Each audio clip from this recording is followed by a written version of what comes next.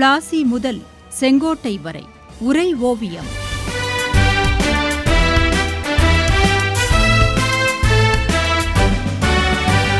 சும்மாவா வந்தது சுதந்திரம் என்பது, சும்மாவா வந்தது. மாவீரன் பூலித்தேவனின் சோகமயமான முடிவினை சொன்னீர்கள் தாயே. அப்போது இன்னொரு வீரன் அவனுக்கும் முன்பே கொடூரமாக மாண்டு போனான் என்றீர்கள்.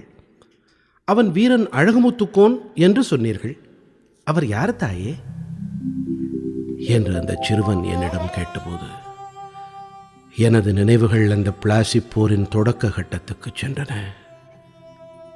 அவன் வீரன்தான், மாவீரன்தான். ஆனால் அவன் எதிர்கொண்டது குரூரமான ஒரு கொலை வெறியனை அல்லவா. ஆங்கிலேய கம்பெனிக்காரனாக இருந்தால் அவன் குயுக்தியையும் குறுக்கு புத்தியையும் காட்டி வஞ்சகத்தால் வீழ்த்துவான். ஆனால் அழகுமுத்துக்கோன் எதிர்கொண்டதோ நேரடியாக ஆங்கில கம்பெனி தளபதியே இல்லை, மாறாக கம்பெனியார் தங்கள் தளபதியாக நியமித்திருந்த ஹான் சாஹிப் என்ற முகம்மது யூசுப் கானை அல்லவா. பிளாசி போர் நடந்த அந்த 1757 தான் வீரன் அழகுமுத்துக்கோனும் ஒரு சண்டையில் கைதாகி பிடிக்கப்பட்டு வீர மரணம் அடைந்தான். அந்த வருடம் ஜூன் மாதம் பிளாசி போர் நடந்தது. ஆங்கிலேய கிழக்கிந்திய கம்பெனி அப்போதுதான் ஓரிரு பகுதிகளில் அதிகாரத்தை கைப்பற்றியிருந்தது. அதே வருடம் நவம்பரில் அழகுமுத்துக்கோன் கொடூரமாக கொல்லப்பட்டான். முன்னர் உனக்கு சொல்லியிருக்கிறேன், நினைவிருக்கிறதா மகனே? பாளையக்காரர்களை அச்சுறுத்தி பணிய வைப்பதற்காக எத்தகைய கொடூரத்தையும் நவாபும் பிரிட்டிஷ் கிழக்கிந்திய கம்பெனியினரும் செய்தார்கள் என்பதை அழகுமுத்துக்கோனுக்கும் அவன் தளபதிகளுக்கும் இவர்கள் செய்த கொடூரத்தை இப்போது நினைத்தாலும் என் நெஞ்சம் குமுறுகிறது. 1757 தொடங்கி இடைவிடாது ஒரு 10 ஆண்டுகள் போர்களை நடத்தி தங்களின் நிலம் காத்த பூலித்தேவனைப் போல கம்பெனியாரின் கைப்பாவையாக வரி வசூலிக்க வந்த நவாப் படையினரை எதிர்த்து விடுதலை போரை நடத்தியவன் கட்டாலங்குளம் அழகுமுத்துக்கோன். நெல்லை சீமையில் அந்நாளில் இருந்த பாளையங்களில் ஒன்றாக திகழ்ந்தது கட்டாலங்குளம். இதன் பாளையக்காரராக 1725 முடிசூட்டி கொண்டவர் அழகுமுத்து. இவருக்கும் அழகு முத்தம்மாளுக்கும் 1728 மகனாக பிறந்தவன் வீரன் அழகுமுத்துக்கோன்.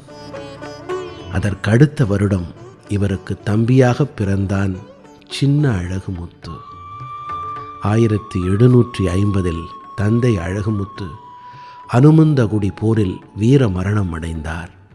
அதே ஆண்டில், அதாவது 1750 அண்ணன் வீர அழகுமுத்துக்கோன் கட்டாலங்குளம் மன்னனாக முடிசூட்டி கொண்டான். அப்போது அவனுக்கு வயது 22 தான். நவாபுகளுக்கும் ஆங்கில கிழக்கிந்திய கம்பெனியாருக்கும் இடையே கப்பம் வசூலிப்பதில் ஏற்பட்ட பிரச்சனைகளே பாளையக்காரர்கள் ஒதுங்கியிருந்து வேடிக்கை பார்த்தார்கள் என்று சொன்னேன் அல்லவா. அந்த நேரம் ஆங்கிலேயருக்கு கப்பம் கட்ட மறுத்து மற்ற பாளையக்காரர்களும் வரி செலுத்துவதை தடுக்க முயற்சிகள் மேற்கொள்ளப்பட்டன. அதில் அழகுமுத்துக்கோனும் முன் நின்றார். அவரது செயல்பாடுகள் ஆங்கிலேயருக்கு ஆத்திரத்தை ஏற்படுத்தியது. அதனால் அழகுமுத்துக்கோனை ஒழிக்க ஆங்கிலேய கம்பெனியினர் முடிவு செய்தார்கள். அந்த நேரம் 1755 அண்ணன் வீர அழகுமுத்துக்கோன் தலைமையில் நடந்த சண்டையில் தம்பி சின்ன அழகுமுத்துக்கோன் கோயில் வாசலில் வைத்து சுடப்பட்டு வீர மரணம் அடைந்தான். அது அண்ணனுக்கு பெரும் துயரம் தந்திருந்தது. அதன் பின்னர்தான் பாளையக்காரர்களுக்கு யூசுப் கான் எனும் ஹான் சாஹிப் வடிவில் அந்த கொடூரங்கள் நிகழ்ந்தன.